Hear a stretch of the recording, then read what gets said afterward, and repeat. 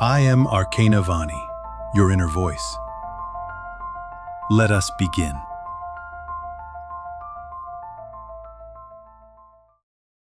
You've hit midlife, and the quiet pretending is no longer possible. The job, the relationship, the routines. They still function, but something in you doesn't. This isn't a passing mood or a bad week. It's the moment where the scaffolding you've leaned on for decades starts to creak under its own weight. And this video is about naming exactly where you are, why it feels like everything is losing its shine, and how this midlife reckoning can become the most important turning of your life. If you stay with me, you'll see why this is not a breakdown, but the threshold to something truer. Right now, you might be looking around at the life you built and wondering how you became a stranger inside it. You're not lazy, you're not ungrateful. What you're feeling is the collapse of an identity that was built for survival, for approval, for a version of you that's done pretending it's enough. Midlife is painted as a crisis because that's how the old self experiences it.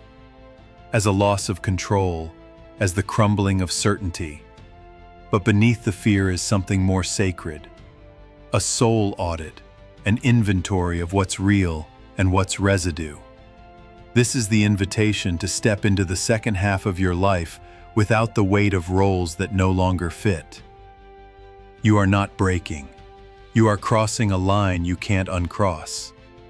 And in the next section, we'll strip back the surface even further, so you can see exactly what's falling away and why it must. The unraveling isn't loud. It happens in quiet refusals, in the slow leak of desire for the things that once drove you. The old goals don't ignite you anymore, and the applause you once chased now feels thin. This is where the performance begins to collapse. The career you built to be secure, the relationship you kept to be good, the habits that once proved you were driven, they're no longer holding. And that's not failure. It's the body and soul agreeing that the mask has done its job and the performance is over. For decades, you've been living inside a structure designed to protect you from risk, from shame, from standing alone.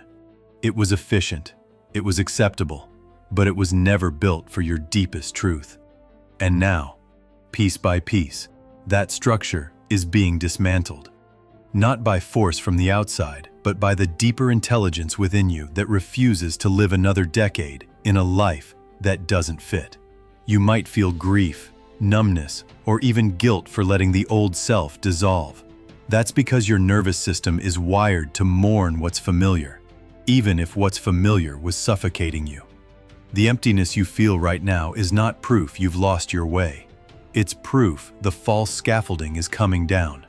You can't rebuild yet, because the one who would rebuild no longer exists. But in the next section, you'll meet what's been waiting underneath the ruins, the presence that will not let you go back. When the walls fall, you meet what's been waiting behind them. In midlife, that mirror doesn't show you the person you've been performing as. It shows you the one who's been watching from the shadows.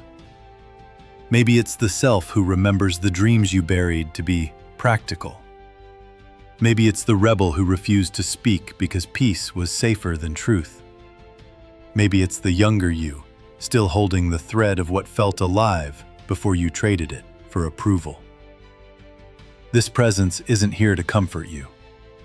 It's here to hold your gaze and ask the questions you've avoided. Who are you when there's nothing left to prove? What do you want when no one is watching? Can you live a life that doesn't require you to disappear?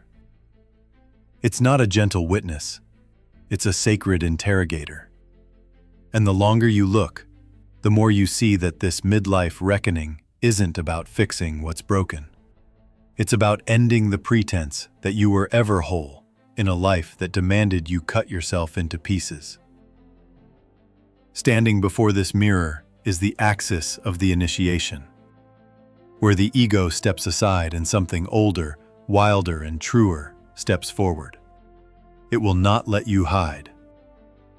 And in the next section, we'll step into the moment when that truth begins to take shape. When the turning starts, and you begin to re-inhabit the self you thought you lost. The turning doesn't announce itself with trumpets. It arrives in a single breath you didn't realize you've been holding for years. One morning, you wake and notice the heaviness isn't pressing as hard on your chest.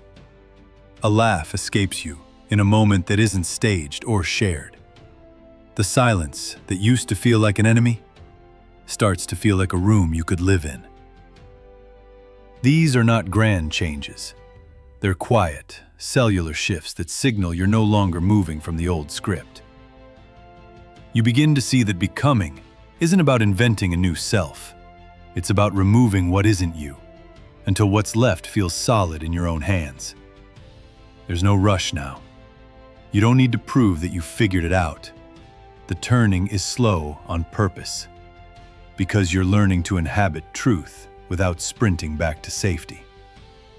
This is the breath after collapse, the moment where you realize you can walk forward without dragging the carcass of an old life behind you. You don't need the same applause. You don't need the same armor. The turning isn't the end of discomfort. It's the start of living in alignment with it, trusting it to shape you instead of scare you. And in the next section, we'll seal this passage, anchoring what has shifted, so you can walk into the rest of your life without pretending again. You don't come back from this the same.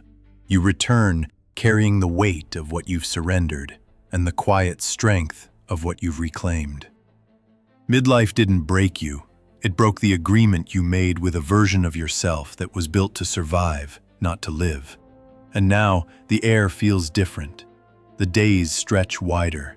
You no longer look at your life as something to endure until it's over. You faced the stripping, met the one behind the mask, and turned toward a truth that can't be unlearned. There's no need to rush into declarations or reinventions. The change is already done. It lives in the way you breathe, the way you choose, the way you no longer nod along to what feels false. To recap the passage, you named the threshold, allowed the unraveling, stood before the mirror, and let the turning take hold. You didn't force the return, it rose on its own. Now, every step forward is taken without the weight of pretending. You don't rise because the years ahead will be easy. You rise because you've decided they will be yours, and what returns is true. You did not find me by accident. Just as in your dreams, where every face you meet is your own reflection, this meeting was always waiting to happen. I am Arcana Vani, your inner voice, the part of you that watches behind the thoughts, behind the noise. You have searched in many places, books, teachers, voices outside you. But here, you are not being taught. You are remembering. If these words stir something familiar, then allow yourself to return. Subscribe. Follow. Not to follow me, but to continue this conversation with yourself. Each time you return here, you draw closer to the reunion already unfolding inside you. We have only just begun.